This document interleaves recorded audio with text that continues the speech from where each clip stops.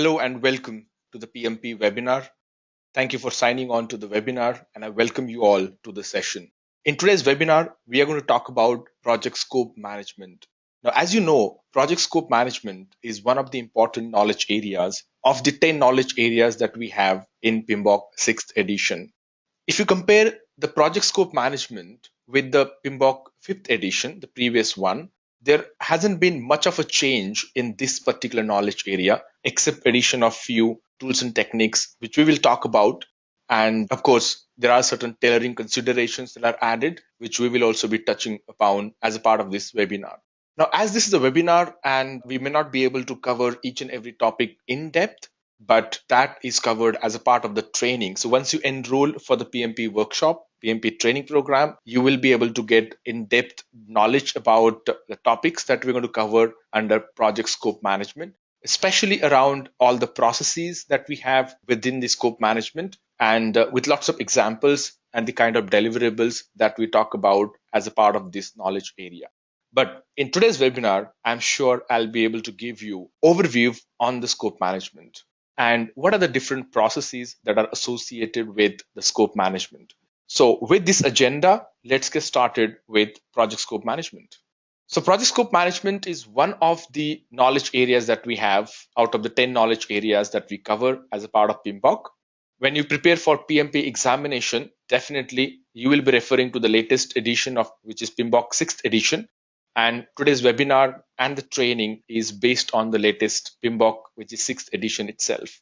There are total 49 processes. There are total 5 different process groups that we talk about and 10 knowledge areas. So when you appear for the exam and when you prepare for the PMP certification, you basically study all of these. You will study 10 knowledge areas, 49 processes, and 5 different process groups. One of the knowledge areas today that we're covering as a part of this webinar in terms of giving you the high level overview is the scope management. Now, as a part of scope management, I'm sure you may have a lot of basic questions, fundamental questions around this knowledge area, which I'm sure you will be able to get answer to some of those.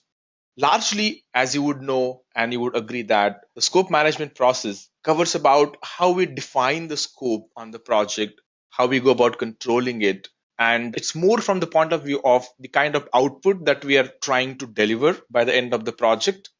What outcomes are we trying to achieve for our stakeholders? And what benefits of the project that we are trying to help our stakeholder achieve, or the result or the outcome that we are working for? If you really look at whenever we work on any project, as a result of the project, what we get by the end of the project is some deliverable. That deliverable could be in the form of some physical product that you're launching in the market, or that deliverable could be in the form of some service or some result that you're producing.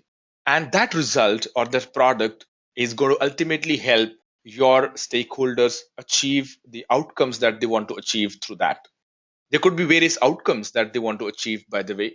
For example, if you are launching some product in the market for your stakeholders, through which they might want to achieve the customer satisfaction.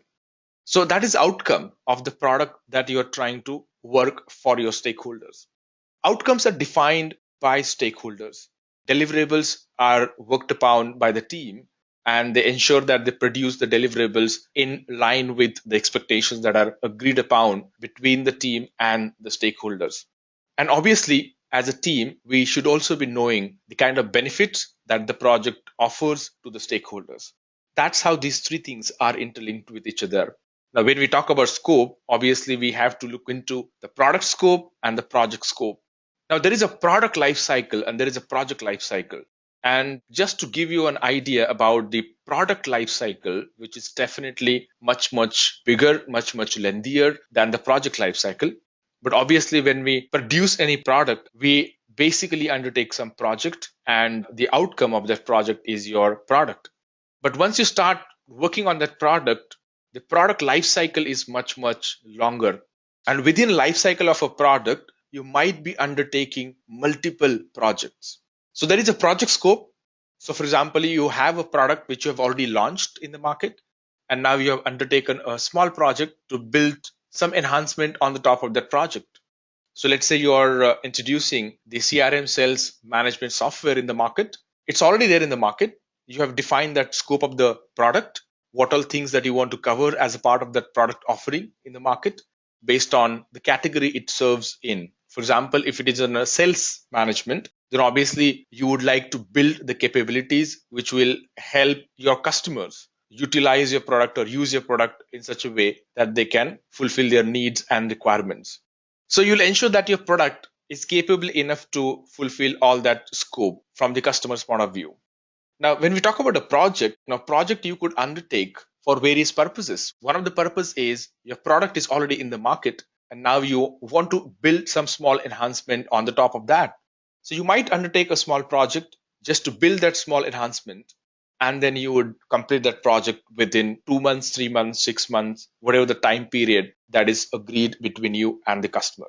So you have a project scope. In this case, it is whatever the enhancement that you have agreed, and you have a product scope, which is obviously based on the product that you're building to be launched in the market. Now, if you talk about the scope management, it will obviously cover product scope, project scope, depending on what for you're working on. Now, let's talk about certain tailoring considerations from the scope management point of view. And this is what exactly PMI has done from the sixth edition. There are certain tailoring considerations that are being considered for each of the knowledge areas. From exam point of view as well, this is important to know what are the tailoring consideration under scope management. We always say that one size solution doesn't fit all. So we'll have to tailor the process that we are working on. So if I have to work on a scope management, I might have to tailor the process based on the context I'm working in. And that really differs. If you're working in a banking industry, if you work in FMCG industry, fast moving consumer goods, if you're working in e-commerce industry, pharmaceutical industry, manufacturing. So in each of these industries, the kind of work that you may be working on could differ. The context is different. You're dealing with different kinds of stakeholders. So it's very important for us to tailor the process based on the context that you're working in. So knowledge and requirements management, how are you going to ensure that the knowledge is gathered, is documented?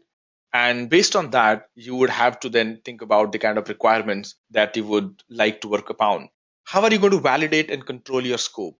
Now, depending on the kind of context that you work in, you would decide in terms of defining the acceptance criteria, in terms of agreeing upon how and when my customer would accept the deliverables by the end of each phase or by the end of whatever the milestone that is agreed between you and the customers. So we can certainly tailor around this aspect as well. You would also need to define the development approach. How would you like to build this product or project or some result or service that you are trying to produce by the end of that project? People might go by an agile way, or you would like to stick around the waterfall way, or some project lifecycle or product lifecycle that you would agree upon between you and the stakeholders. So what's the development approach? And that's going to differ. If you're working in research and development, the development approach could be completely different than if you're working on producing some product to be launched in the market. Stability of requirements. If the changes that are expected in the product that you're developing are very high, obviously you might not be able to just go in a traditional way. You might need to have more interactions with customer, more feedback loops, so that you can pick up those changes, you can validate your requirements more frequently, and you will be able to manage those changes in the requirements effectively. Otherwise, you would have a huge impact on the architecture, on the design that you may have already created if the changes come towards late in the cycle. And of course, the governance. The complexity of project would also define the kind of governance framework that you want to establish on project. Whether you would like to have got weekly meetings with your stakeholders, fortnightly discussions, escalation metrics, what kind of a governance that you want to establish on the project that you're working on. From scope point of view, definitely it's important to know how are you going to manage change on the project. We have to tailor the process based on these considerations. Now, once you've done the tailoring of the process, then you get on to the project scope management. Now, here is a question from Satish, and he's asking about what is the difference between the PMBOK 5th edition and PMBOK 6th edition scope management process. So I guess, as I mentioned earlier, there is not much of a difference between these two. Of course, the changes that I've done in PMBOK 6th and 5th edition from scope management point of view, Of course, there are certain changes that have been done in the form of tools and techniques, in the form of certain suggestions, like use of certain techniques which are additionally mentioned, which we will touch upon a bit on this webinar. But largely, you will find that the scope management is more or less intact. Of course, the tailoring considerations are added. And more importantly, what is also done in general in comparison with the fifth edition is the touch of agile. So in each of these areas, the agile touch is given. Like from scope management point of view, I would say, how do we really manage scope in agile project and how do we do it in the predictive life cycle? So we have got a predictive life cycle and we have adaptive life cycles, as you might have already heard about. So traditionally, we more use the predictive life cycle. The way scope is managed in predictive life cycle is different than the way it is managed in the adaptive life cycle. So those aspects are also covered largely as a part of this new PMBOK edition. But changes are subtle in comparison with some of the other knowledge areas. So I hope that gives you some idea. All right, thank you for the confirmation. Let's keep moving about scope management processes. Now, under each of these knowledge areas, you will find various processes as a part of these knowledge areas. Talking about scope management, we start with plan scope management, and this is where largely we focus on how to plan the scope management activities on project. Collecting requirements is definitely one of the important process where we reach out to the stakeholders to identify their needs and requirements based on the project or product that we're working on. Then, based on the requirements that we have gathered, we define scope and we ensure that whatever is defined in the scope, we only work on those items and not something which is not part of scope. Creating WBS process certainly gives us an idea about what are the low level activities, tasks, packages, work packages that we have to work upon. And decomposition is one of the techniques that is used while creating WBS. So creation of WBS is definitely one of the important processes within the scope management. Then we have to validate scope against the acceptance criteria that is defined between you and the customer. For each deliverable that you're producing by the end of each phase in project or product lifecycle, it's important to define very clearly the acceptance criteria. And then lastly, we have got control scope. And this is where we basically see how do we control effectively the changes that might happen to the scope and how do we go about managing those changes. So these are the 6 processes that we have within scope management. Let's get on to each of these and we'll do a bit of a deep dive into each of these processes in terms of understanding what is it first of all, what are some of the inputs that we have to consider, what tools and techniques can we use on that process, and what kind of output can we expect out of it. So let's start with the first one, which is about plan scope management. And as the name says, plan scope management is all about we have to basically define our approach. How are we going to go about managing scope on project? So it's largely about defining that approach.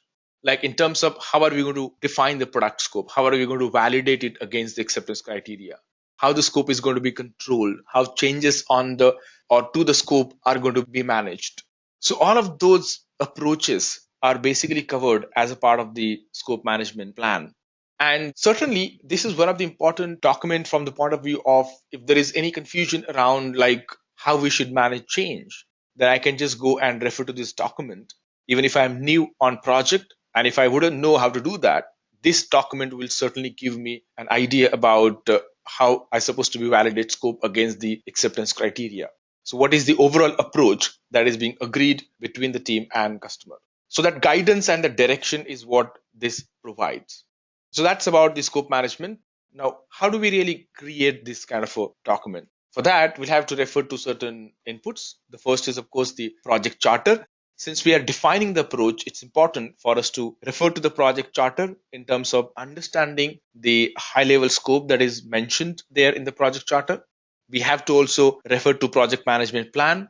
Now, project management plan is a subsidiary management plan. So it encompasses various plans like for example, quality management plan. So largely we refer to the quality management plan when we work on the scope management plan because quality will give you inputs about kind of standards that you want to follow while working or creating on that product or service or some result that you're working on through that project. So it's very important for us to refer to that or kind of project lifecycle that you would like to follow or the development approach that is being agreed upon. So all of that would come from there. Organizational process assets. So this will give us an idea about what kind of internal standards that you would like to follow, what kind of templates that you would refer to, etc. Enterprise environmental factors, you would refer to certain internal and external factors. Like, for example, if I'm building on the CRM sales management software, I would also like to look into some of the market products and see what is there in those products, and would there be any gap between what's there, what's available already, and what we would like to build.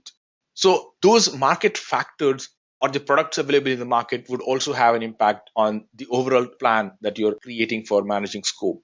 Now, once you have a plan in place, certainly you need to be using certain tools and techniques while creating this plan itself.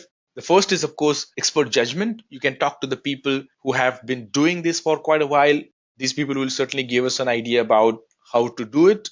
Meetings, we can organize various meetings in order to engage right stakeholders.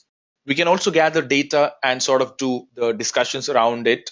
So these couple of techniques will certainly help us. And what do we expect by the end of scope management plan really? What we get ultimately is the scope management plan is what we get as an output. So I would know how the scope is going to be managed on this project by referring to this plan. And I would also get requirement management plan. How am I going to manage requirements on the project, right from gathering requirements, right from what kind of techniques and tools am I going to use, etc. Who are the stakeholders am I going to engage? So all of those answers would come from the requirements management plan, including the traceability of the requirements. So that's about creating the plan. So once we have a plan in place, we know the approach on this project that's going to be followed when it comes to managing scope. Then I start working on the next process, which is collect requirements. As a part of collect requirement process, what do I have to do really? So this is a process where we basically ensure that we gather all the needs and the requirements of customers, which will help in meeting the objectives of the project that we're working on. So it could be manufacturing some product that you are working on, or coming up with some result or some process or some service that you're trying to launch in the market.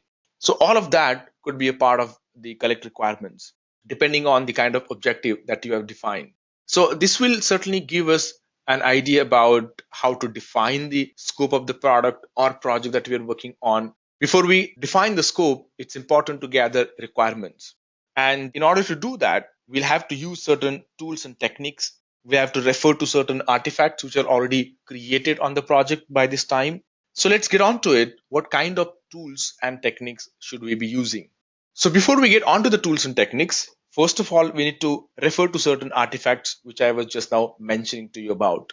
Like project charter will help us knowing the high level scope of the project. And of course, I would also know who are some of the stakeholders I need to reach out to. Project management plan, largely, as I said, scope management plan, requirements management plan, stakeholder engagement plan. Some of these plans would be definitely useful to me while working on collecting requirements. Project documents. So I would also need to refer to certain project documents like maybe assumption log or lesson learned. If there is any lesson previously learned, and if I want to ensure that those mistakes wouldn't be occurring again. So that's very important. I would also need stakeholder register, which is very important because that will give me the list of stakeholders whom I need to engage. I would also need to refer to business documents. And one of the most important document would be business case, because business case will help me in understanding the background, context, how this project is going to give benefit to my customer, etc., about investment impacts, all of that. Now, most of the times there is always the vendor engagement on the projects, something on the other hand. So I would need to know the agreements. And those agreements will also give me an idea about either the kind of scope impact that would have on this project, what kind of a contribution the vendor would have on this, and stakeholders as well. Enterprise environmental factors and organizational process assets would be here as well, pertaining to collect requirements. What kind of a templates do I need to use? What kind of techniques do I need to use? So all of that would come from here when I work on collect requirements. So these are some of the inputs that I would need to refer to. Now, what kind of tools and techniques would help me when I start gathering requirements on the project? One of the important tools would be expert judgment. So I would reach out to people who have done this in the past. I would talk to them. I would try to understand their perspectives, their learnings, and I will definitely engage them in order to gather scope. So maybe, for example, business analyst would be one of the best examples. So we have people who have been working in business analysis for few years, and they know how to conduct certain workshops, facilitated group workshops, or conduct surveys or interviews, etc. So I would reach out to them. In terms of gathering data, again, there are various ways through which I do that. One of the way could be brainstorming sessions. I would conduct face-to-face interviews. And the other way could be also benchmarking. So as I said, if I'm working on a CRM software for sales management, I would benchmark it against some well-known product in the market, reputed product in the market, and to then try to find out gaps. And that will help me in analyzing the data and obviously gather more data. Decision making is definitely one of the important tools that we use.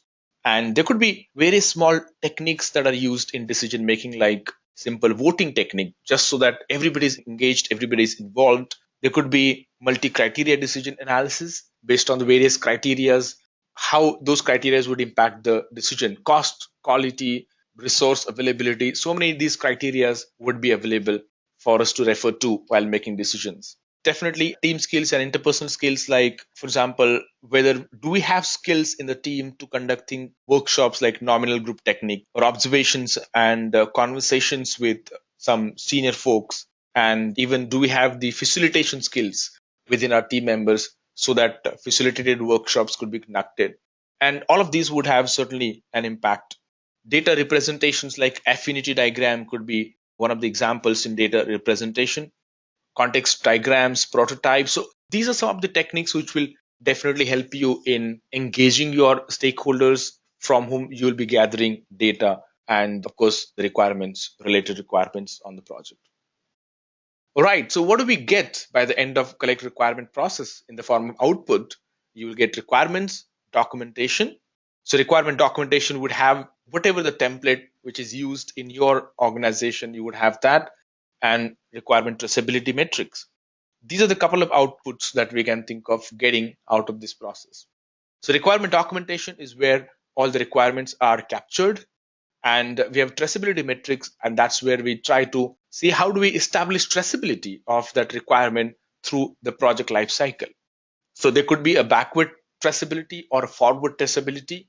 We see to it that once we pick up that requirement from the requirement specification document, we are analyzing it, we're designing it, coding is happening, testing is happening, and then it's a part of the implementation plan and it's deployed successfully. So that's the forward traceability. Similarly, we can do the backward traceability as well. Let's move on to define scope process. So once we have defined the requirement or scope management plan, once we've gathered requirements, then based on the requirements, we have to define scope. So how do we do that, and what happens largely as a part of this? So as part of the defining scope, you would see that basically we're trying to describe what we're going to build, what we're going to create as a part of this project and product. So whatever the product outcome or result that you're trying to achieve here, now you're going to define them together with stakeholders, and you're going to be on the same page about what it is like.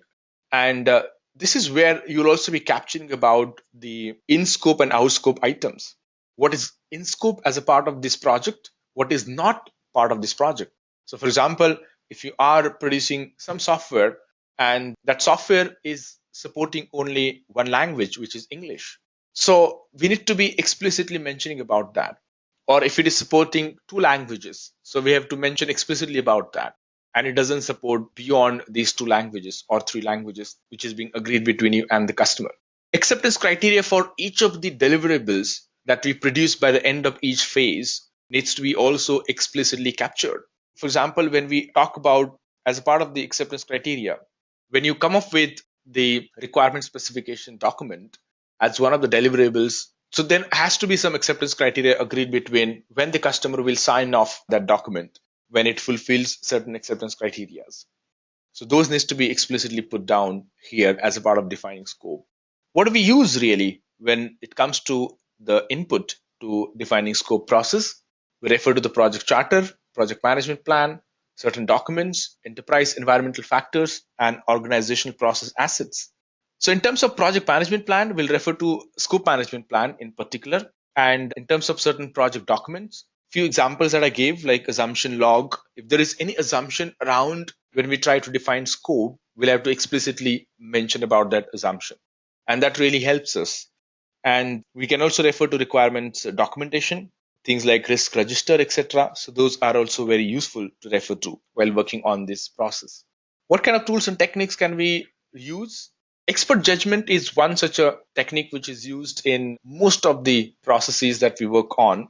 It's very useful. We can use decision making, like few things that I mentioned earlier as well, multi-criteria decision analysis kind of a thing. Data analysis, again, trying to find out what are the options that we have and how we can choose the best possible option. So sort of an alternative analysis. Interpersonal and team skills. So this is where your facilitation skills will come into picture. Even if you want to run the meeting, you need those skills, without which you won't be able to do that. And product analysis, in order to find out what is in scope and out of the scope of the product and the one that we are building. So we have to do the analysis of the product. What do we expect by the end of this process? By the end of this process, we should have project scope statement with us.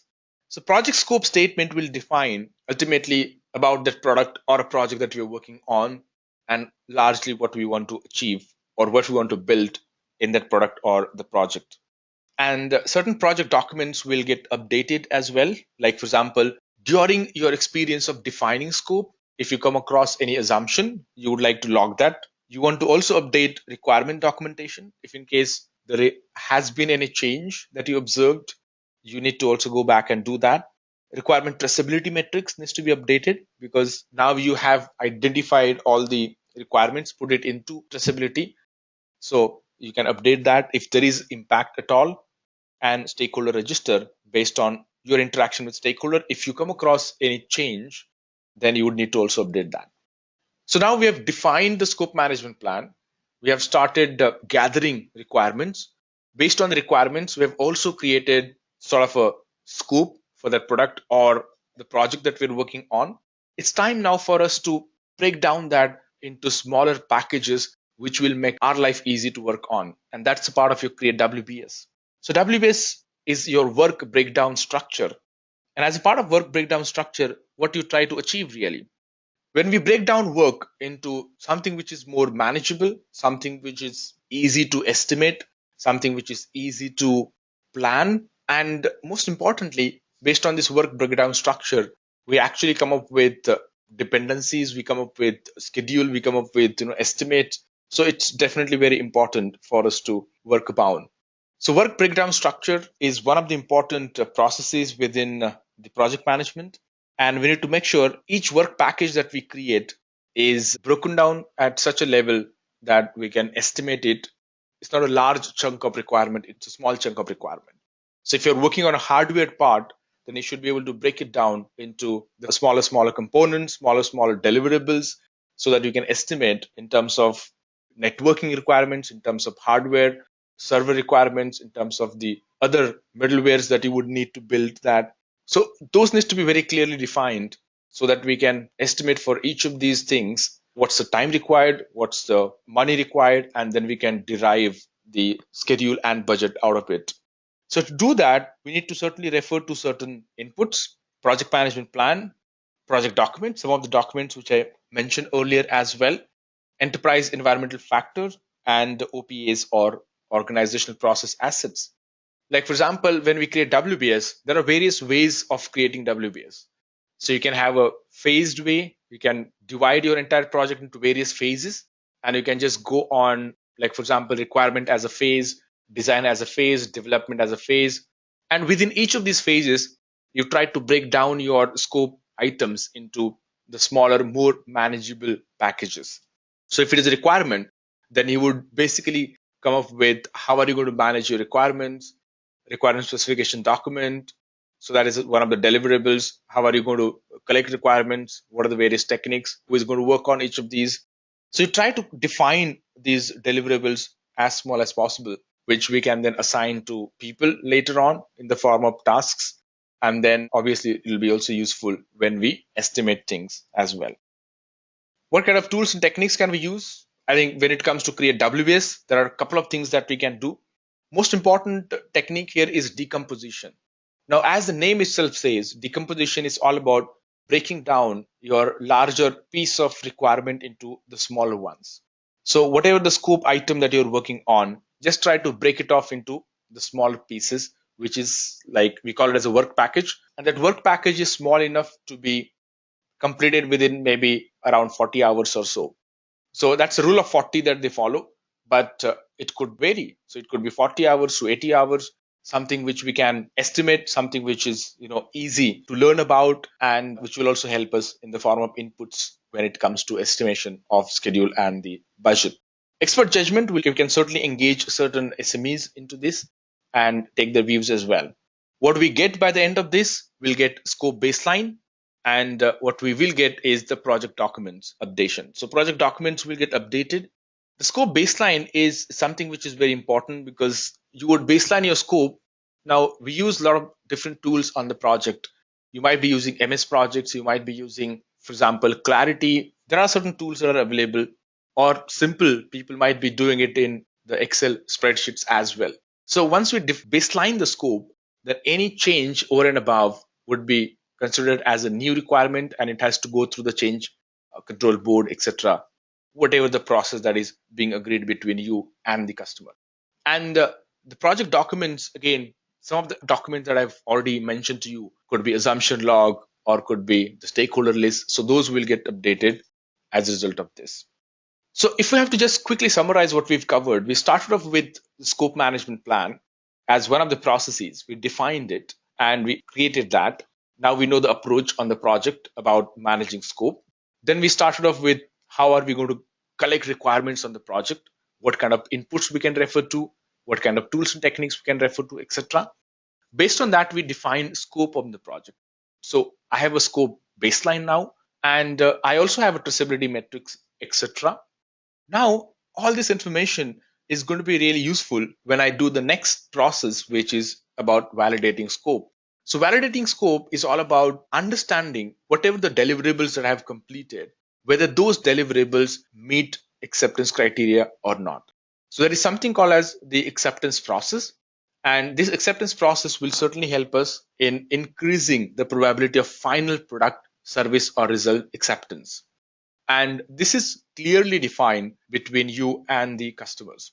For each deliverable that we are producing, what is the acceptance criteria?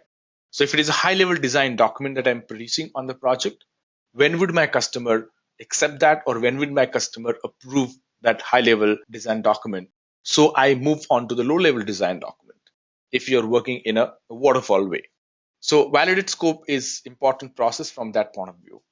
What we can use as part of input, of course, we need to refer to project management plan, especially scope, requirement, and the scope baseline. These three things are important from validate scope point of view. So I would refer to the requirement management plan and the scope baseline, of course. Project documents, like there are certain documents that we can refer to here. For example, lessons learned document, or if I have got a quality reports or certain requirement documentation, and most importantly, traceability metrics. I'll refer to the traceability matrix as well. Then I would have verified deliverable, which is the one that you have actually produced and verified, and work performance data. So work performance data would have the actual progress of the work that you're making on the project. Typically, work performance data is captured in the tool that you're using. So if you're using MS projects or if you're using Clarity, whichever the tool that you're using, your actual work performance data is captured. So what's your planned activities and what's your actual activities that you have completed? So all this data is captured as a part of that. What kind of tools and techniques can we use here? Especially in validating scope, you would have few things, couple of things at least that you can use. One is about inspection. So you are actually inspecting that, okay, there are certain acceptance criteria that are given by the customer, and I have already produced that deliverable. So does it really meet the acceptance criteria or not?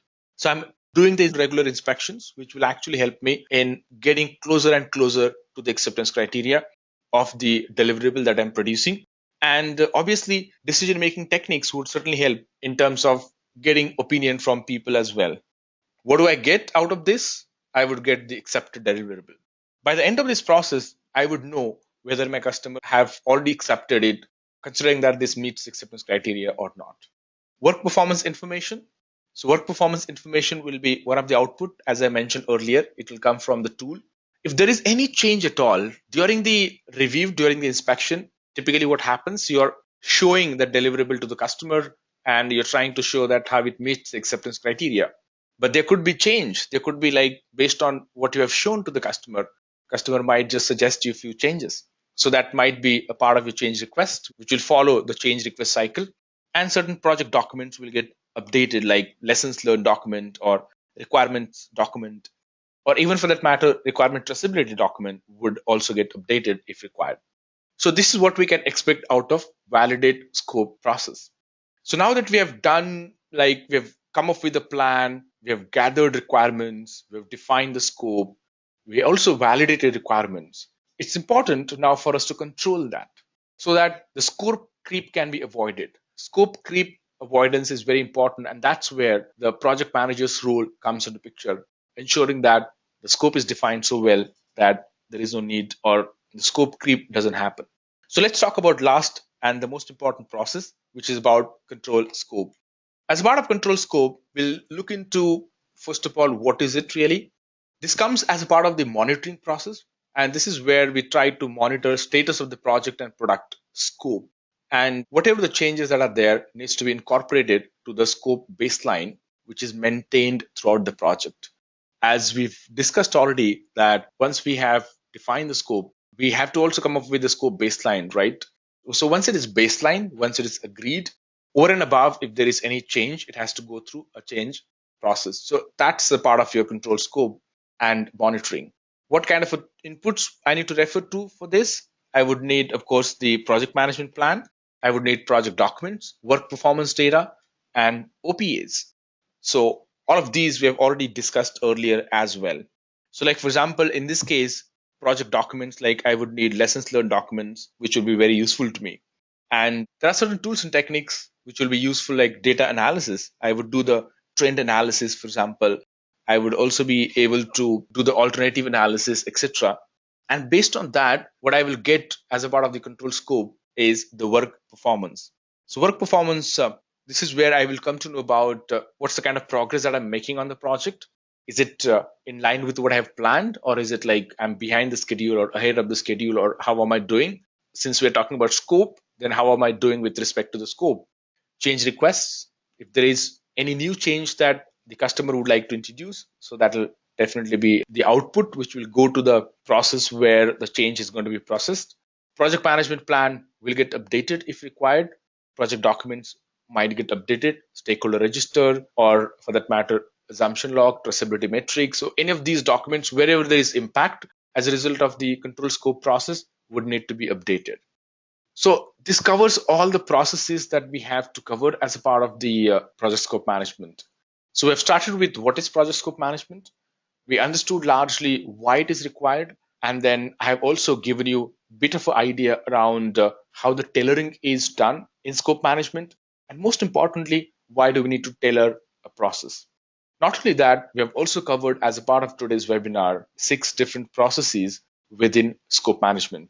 So we have started with defining the plan for scope management. Then we started how we collect requirements, define scope, then we validate scope, we control scope, all of these different processes that we had covered as a part of the scope management in today's webinar. Couple of questions that you have asked, we have also touched upon those areas. But as I said in the beginning, that this is just the gist of it. In the actual training, we'll be doing deep dive into each of these areas. I'll be actually showing you the real templates of the project, like how the scope statement looks like. We'll be actually looking into the various work breakdown structures that we have.